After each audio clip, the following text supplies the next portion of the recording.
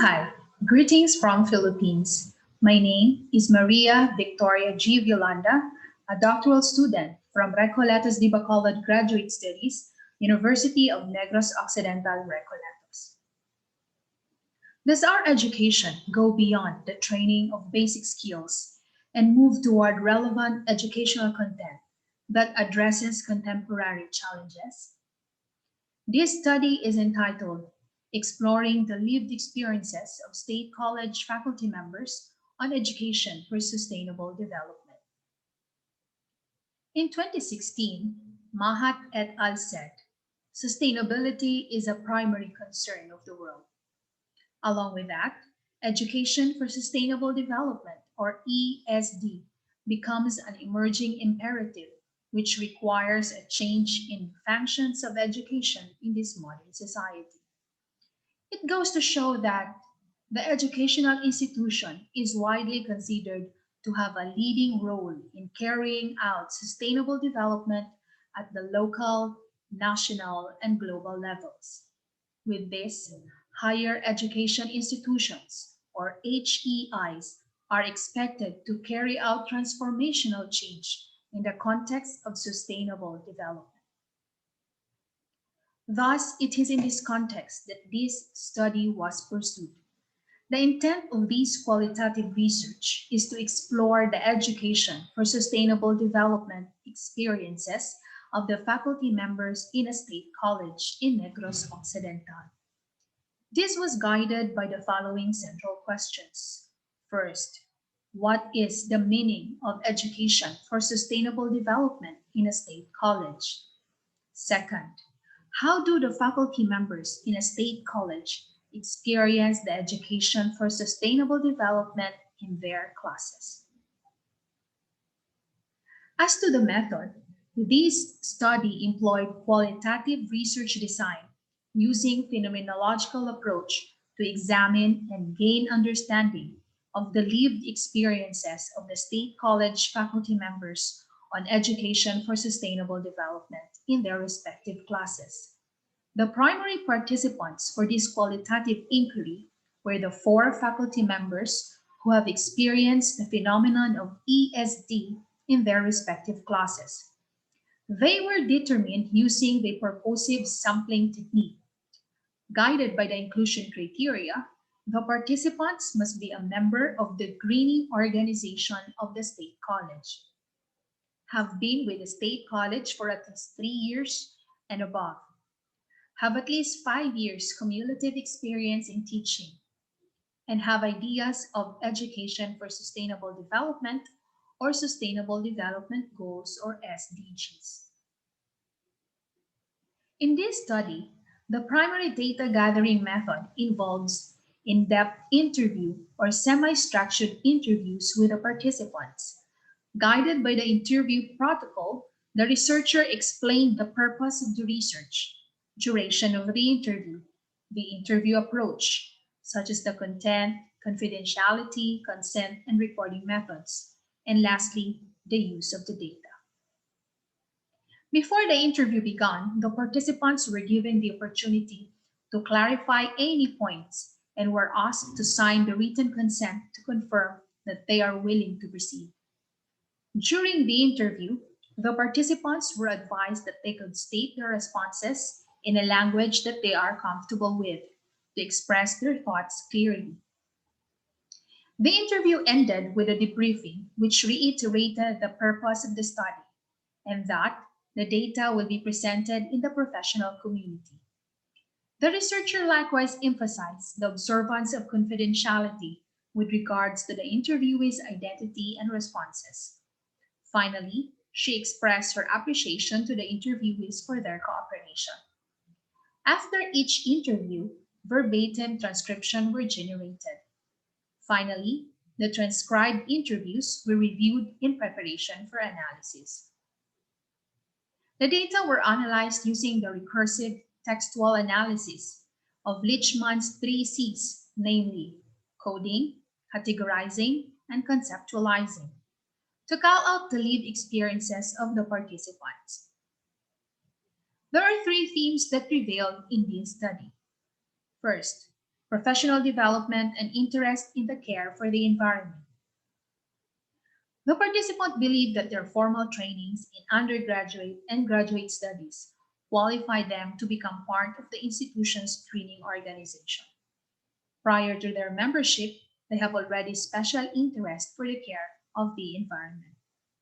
Yuan et al. 2017 emphasized that there is a positive correlation between care for environment and environmental sustainability.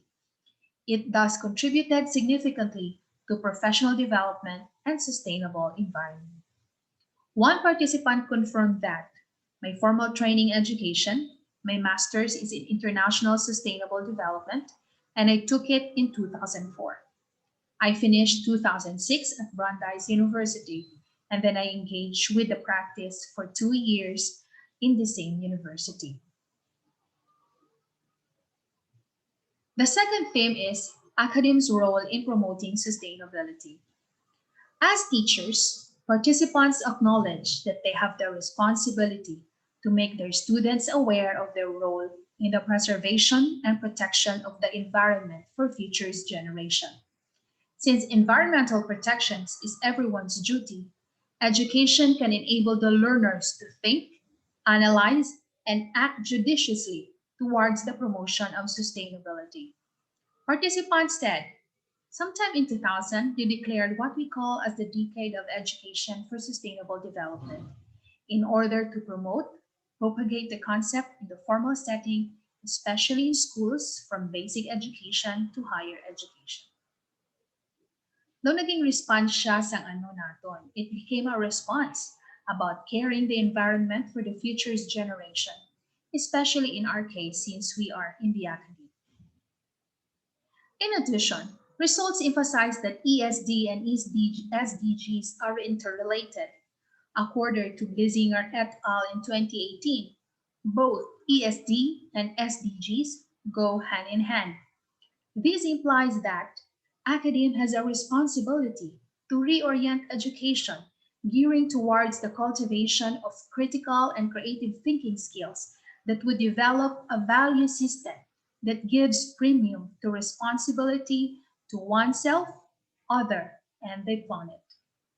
One participant highlighted they are interrelated, they are linked.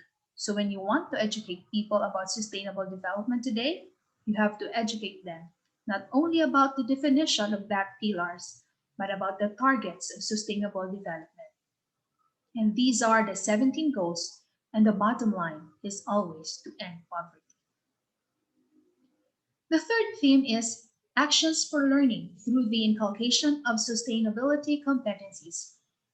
All the participants affirmed that they have experienced ESD in their classes through the integration of topics about environment, social issues, and waste management, among others. Whenever possible, they made it a conscious effort to engage the students in topics which are related to sustainability or SDGs.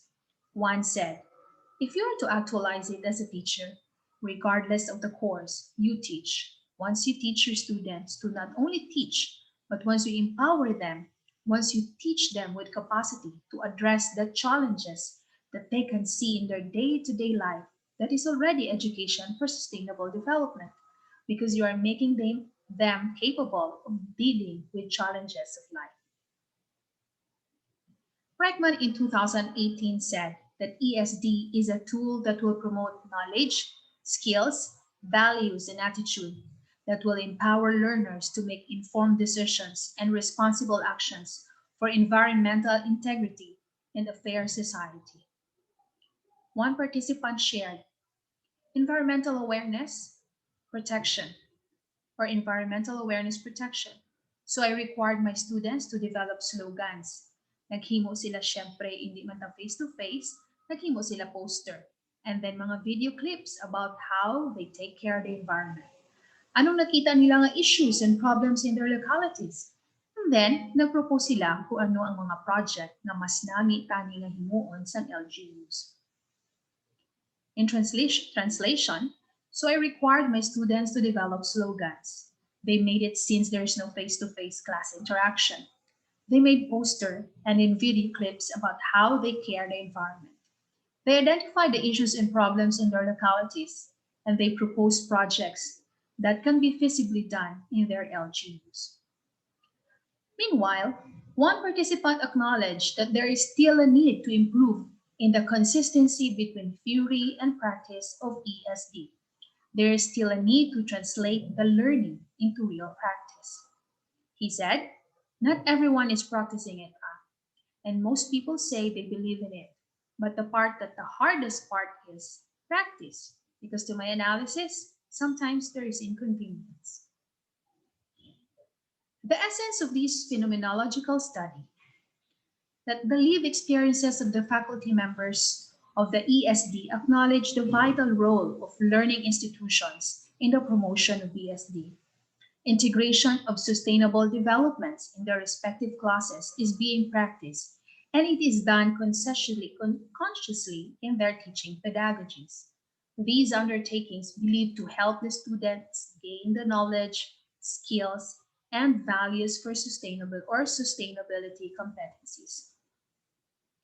As to its implication, I believe administration can look into the notable practices of teachers on the promotion of ESD. However, there's also a need to look into the areas that need improvement.